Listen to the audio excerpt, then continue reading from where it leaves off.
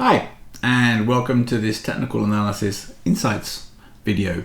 In this short video, we're going to look at Rolls Royce, Seeing Technologies, and NASDAQ, particularly compared to a variety of investment trusts that track technology companies.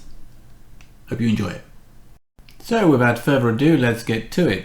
This is TradingView that you can see on your screen. It's my main analytics screen. You can also trade from it if you want, but I use it just for analytics. I trade separately.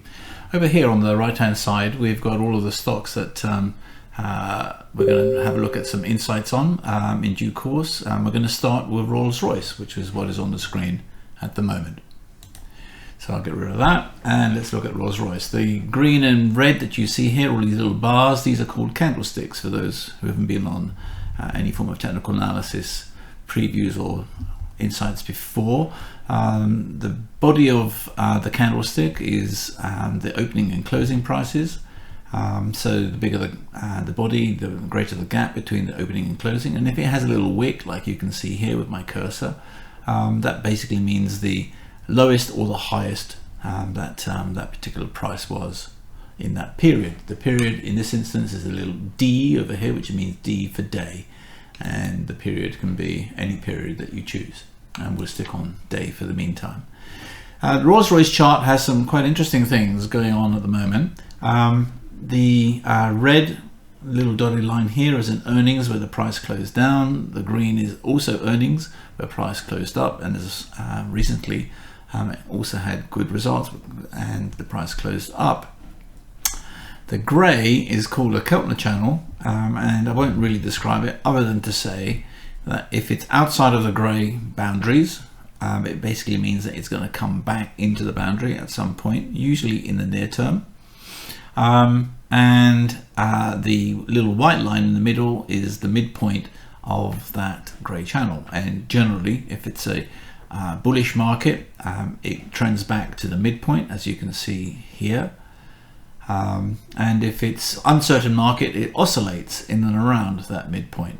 I saw some comments on various other boards that the Rolls Royce price has oscillated quite a lot, and you can see yes, it has. It's oscillated whilst it was waiting for news. Interestingly, I don't follow Rolls Royce at all, so I can't tell you, but there was a gap prior to earnings, so presumably there was some major contract award or something significant and fundamental for Rolls Royce, which was then confirmed by its results.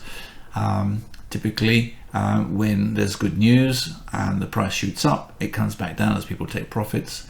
And in this instance, because the earnings were good, it continued.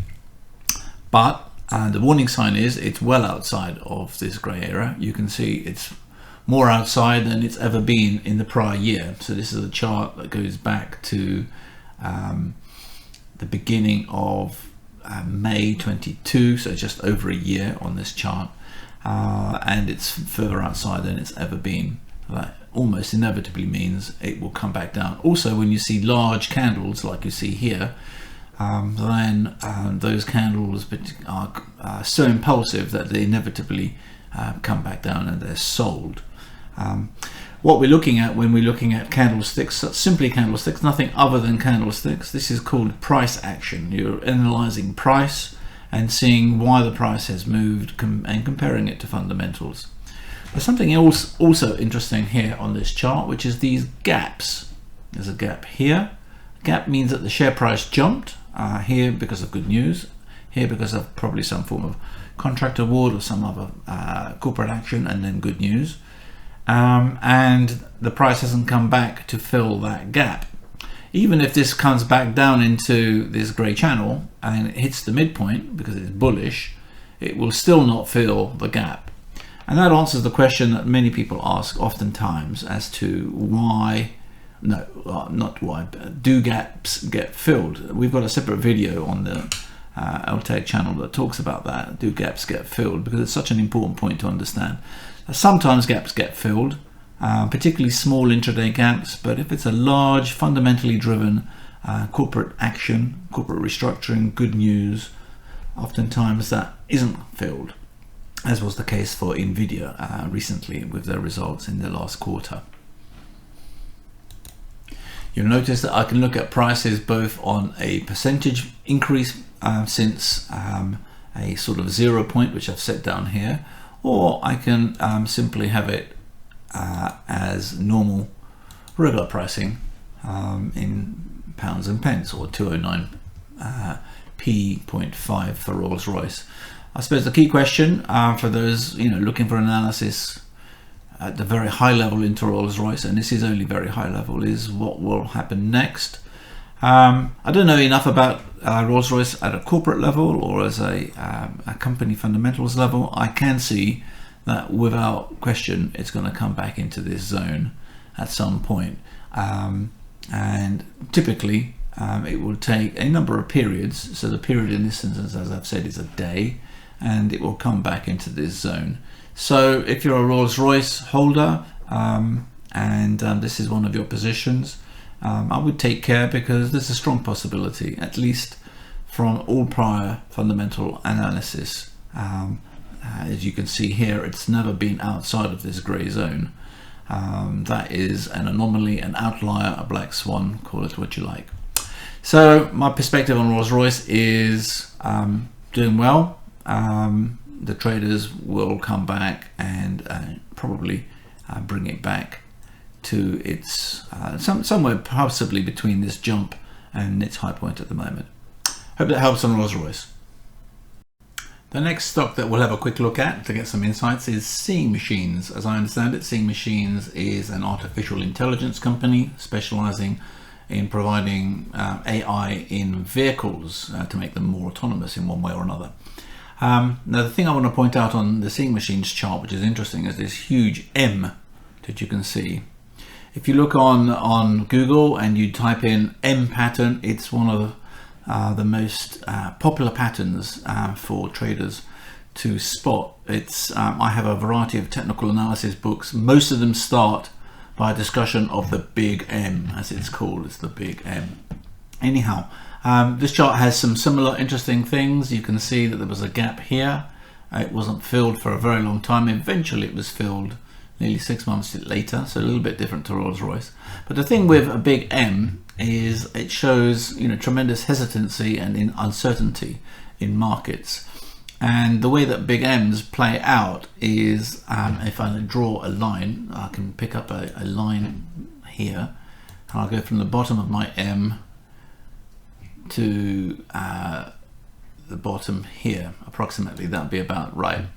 And the way that big M's work is that if they go below this point here, it's called effectively a breakout, and then there's a little pullback.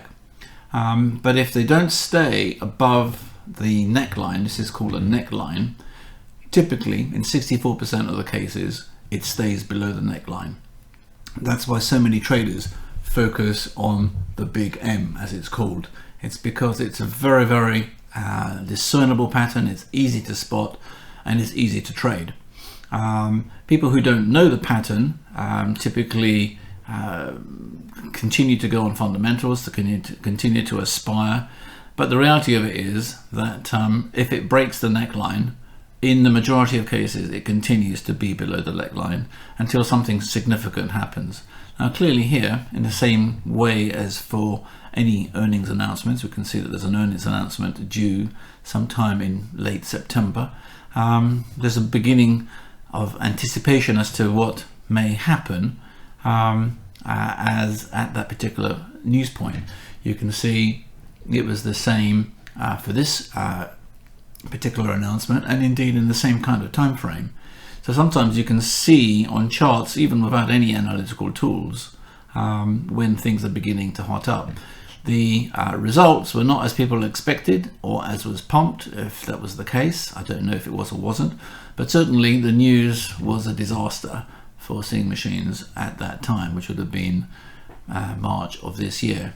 And so hopefully now people are anticipating that the management team have resolved it and got it back on track, and hence you can begin to see an escalation in price.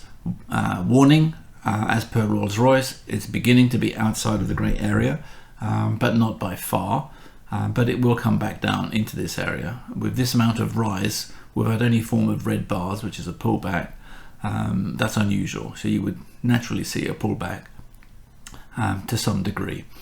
So, Seeing Machines, I think the learning point there in terms of some insights, look up the Big M if you have time on your browser, check it out and see how they play out in other scenarios.